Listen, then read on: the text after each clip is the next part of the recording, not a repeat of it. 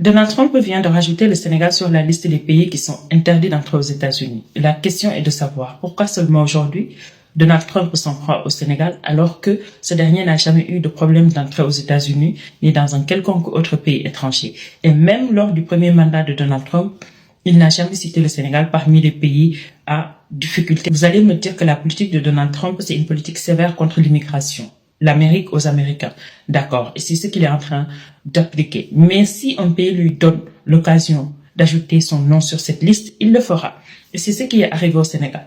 J'ai vu des gens me parler de la falsification des chiffres que Ousmane Sonko avait annoncé, de la fraude de l'état civil, des personnes qui n'ont pas les moyens d'aller aux États-Unis et qui fraudent des documents bancaires pour y aller, des immigrants, etc. Oui, ça, c'est une cause. Mais vous savez en âme et conscience que Ousmane Sonko a annoncé cette falsification de chiffres sans que Donald Trump ne cite le Sénégal.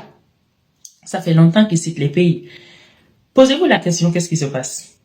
Moi, je pense que c'est à cause de l'incident diplomatique entre l'ambassadeur d'Israël et les étudiants qui a poussé Donald Trump à prendre cette décision.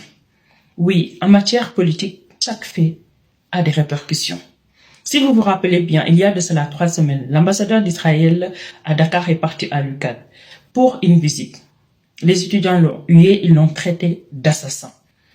Ces images ont fait le tour des télévisions du monde entier. J'ai dit, tiens, ça va créer un incident diplomatique si l'État du Sénégal ne fait pas de communiqué.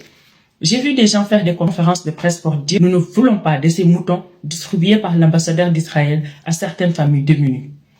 Sachant que ça fait des années que l'ambassadeur d'Israël le fait au Sénégal à l'approche de la Tabaski, même avec le conflit entre l'Israël et la Palestine, et ça n'a jamais posé de problème. Pourquoi aujourd'hui ça pose problème? Vous avez le droit de soutenir qui vous voulez. Vous avez le droit de vous lever, de soutenir la Palestine. C'est votre droit le plus absolu. Personne ne peut vous interdire de le faire.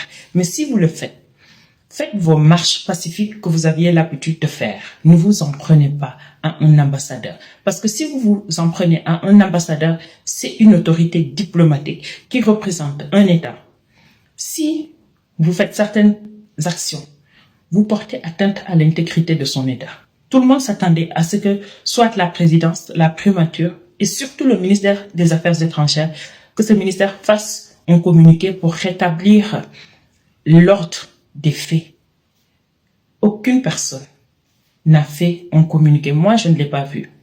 Sachant que l'Israël est le bras droit des États-Unis, de la France et beaucoup d'autres pays. Vous avez vu ce qui se passe actuellement. Personne ne va vous enseigner c'est quoi la politique et la géopolitique. Chaque acte a des répercussions politiques.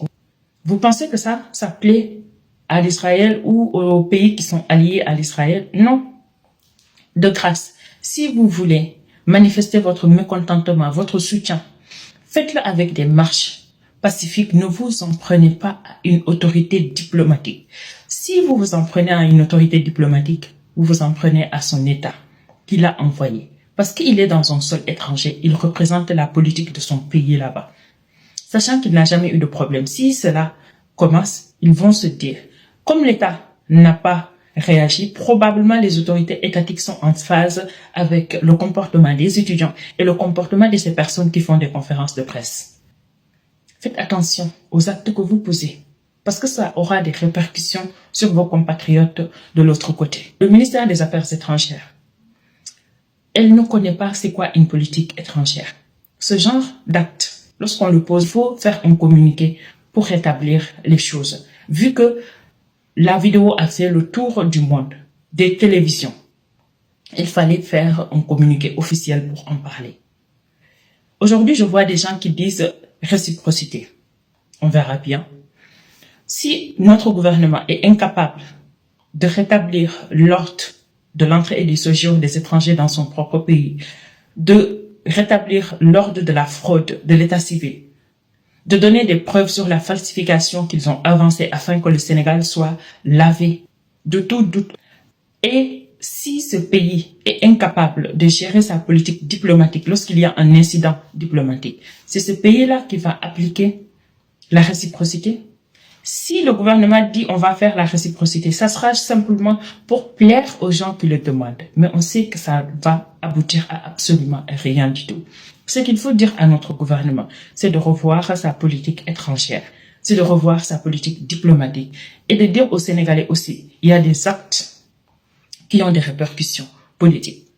Il ne faut pas poser des actes pour poser des actes. Vous avez encore une fois le droit de soutenir la Palestine comme vous le voulez, mais il ne faut pas s'en prendre aux autorités diplomatiques. Ça ne se fait pas. Ça crée des incidents diplomatiques qui auront des répercussions sévères.